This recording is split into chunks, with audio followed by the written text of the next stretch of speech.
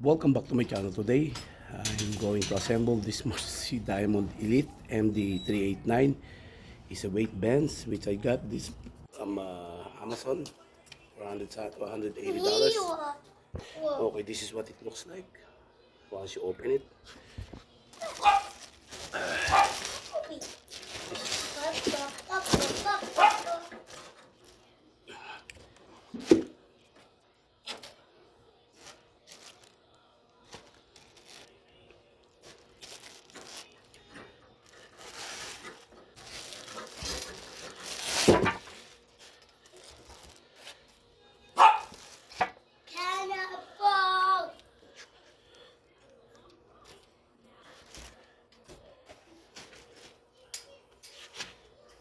Comes with the instruction manual.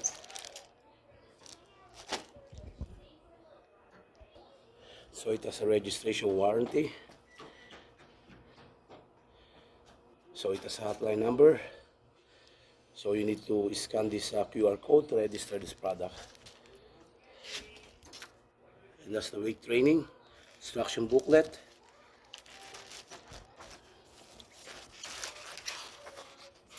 So there are a lot of training that you can build your muscle. Well, this is a good weightlifting bands,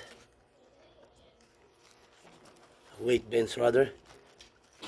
You can use it.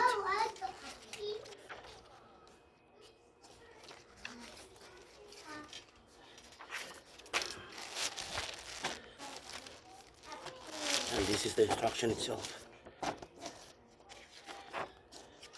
So it's written in English, so it's easy to understand. And also the screw that you will use. So it's very easy to understand how you guys will assemble this. Okay. So these are the screw. Comes with it. First thing that I need to do, I need to attach this bracket. This square bar to this left and right stand, and I'm gonna use this Marcy square bar, and it comes with the two bracket, the 4 and 3/8, 4 and 3/8, and 3 and 1/2 bracket, and this will go to the back.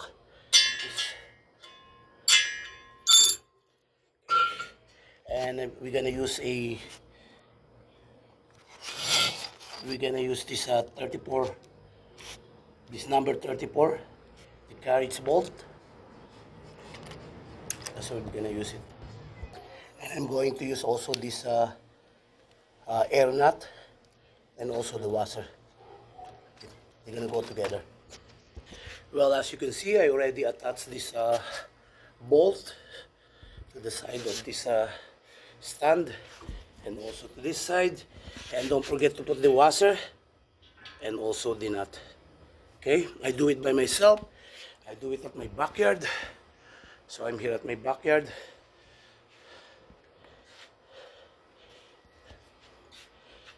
You guys can do this by yourself, or either two of you can help each other to make things easier for you guys to assemble these weight bands. Okay, you guys need to use this one, adjustable rings, in order for you guys to tighten this snugly.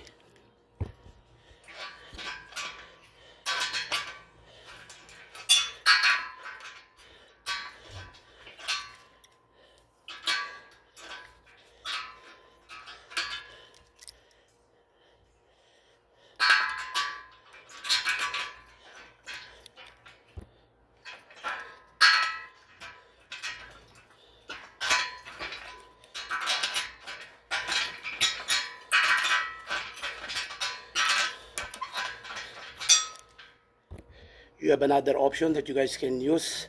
You can use also a socket rings, which is the Pittsburgh A58, and this one, it will fit. Well, as you can see, I use a 5/8 socket rinse together with this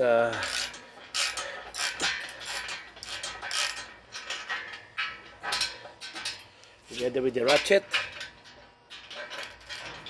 This is an easiest way instead of using the adjustable rinse.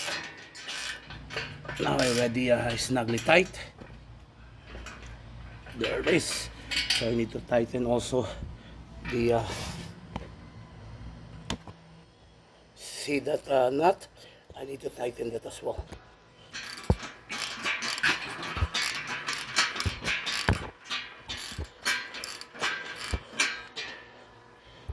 Now I already secure, even underneath, already secure as well.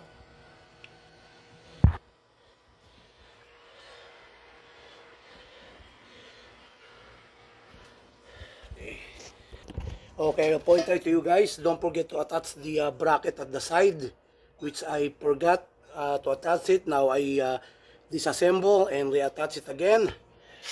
As you can see, I already attached it. And that's the Marcy label. There it is. And that's the instruction manual. So I need to attach this bracket. I need to attach this. So I changed my locations. Now I'm here at my backyard, not on the side. So my backyard, it's a little bit dusty here. As you can see, a lot of dust. I'm gonna clean it up later. But anyway, I need to continue assemble this bracket until I get finished. Well, as you can see in these instructions, this is the bracket that you need to attach to the bracket as well. So I need to put that bracket. This is the square bar that I need to attach to this square bar as well. But prior that I need to attach that, I need to use this. As you can see, there's a label of 35 bolt, and also there's a label of 45 and 47 washer and nut. So that's a 35 bolt, 45 washer nut, 45 aircraft nut. Okay. I'm going to remove that and going to attach it. Well, as you can see, that's the bolt, and that's the aircraft nut and the washer. So all I need to do, I need to attach this square bar. So attaching this, I need to do like this to attach it. But I need to put this bracket as well. Okay. Well, as you can see, I already attached this 4 and 3/8 and 3 inches bracket together with the bolt and the washer and the aircraft nut. So all I need to do, I use this ratchet together with the socket rinse, the 5/8, in order for me to lock this tightly.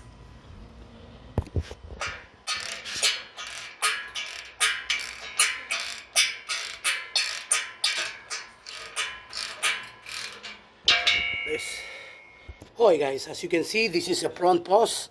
So I need to attach it to this square bracket. So I need to put it in.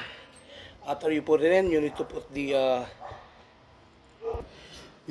this 37 Allen bolt and 44 washer. Okay. And also you need to put the 37 nut. The 37 nut,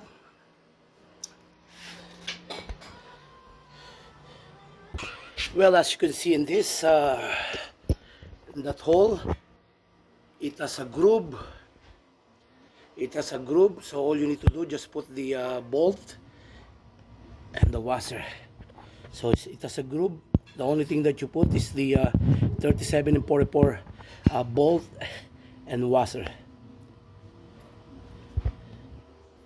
So I already attached using my hands the bolt, the Allen bolt, and also the washer. All I need to do is to use the Allen wrench, and you need to snugly tie it.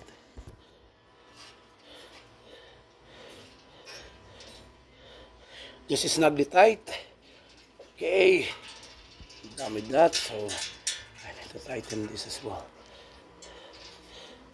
My hands is dirty now.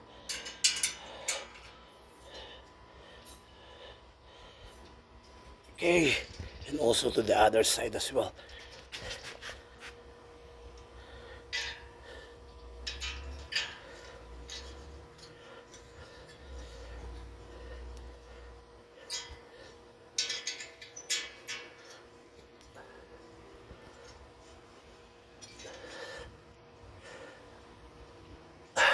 Now I already secure it. Now it's stable. This is more stable now. It's more stable. I'm gonna go anywhere. Well, as you can see, I already attached this post, this bracket post. All I need to do is to put this diagonal bracket, and that is the diagonal bracket. So that's the diagonal bracket. So I need the 44 and 48. I need the washer, and then the nut, the aircraft nut, and also this one 37 and 44. The 37, as you can see, this is only a bolt, and then the washer, and I have it right there. Okay. Well, as you can see, to this bracket, I need to use the 3744, which is that, the Allen bolt, and then the washer. Okay guys, next thing that you need to do, you need to use this Allen screw and also the socket rings. Now I'm gonna securely snugly tight this. I already put the bolt and the aircraft and the washer, aircraft nut. Now it's already been secured.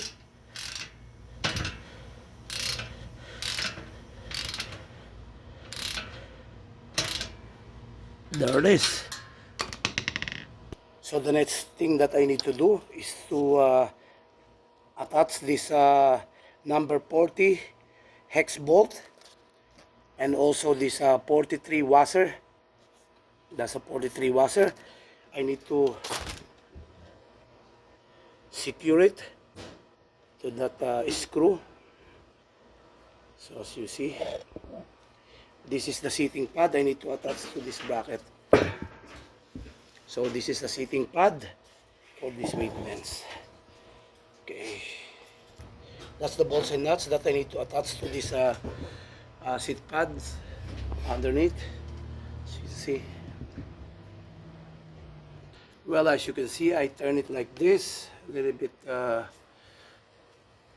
45 degrees, in order for me to snugly tie it using my hands. But once I will try to secure this, I need to use this one. I need to use this Pittsburgh. Well, this is a 10mm socket in order for me to secure this, and I'm gonna use my ratchet as well. So I'm using this Pittsburgh 10mm. This will fit to this. Okay. Well, I'm gonna tighten this up using a 10mm socket and a ratchet as well. But you need to hand tight it first. Once you already hand tied it, now you are able to use your socket rings, 10mm socket rings, to securely and snugly tight.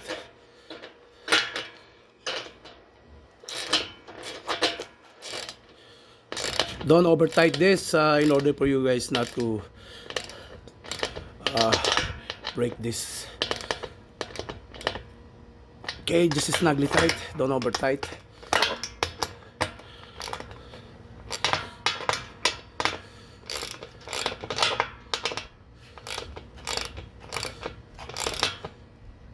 Okay.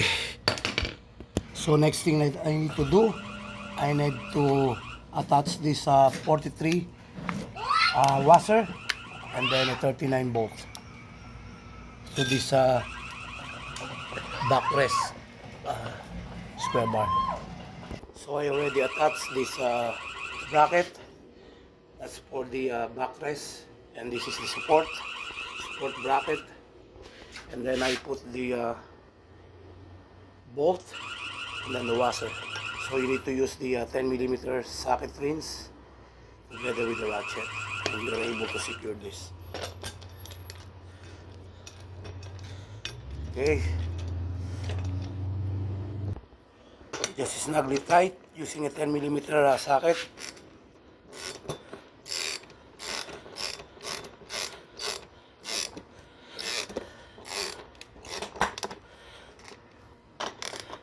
Don't over tight it.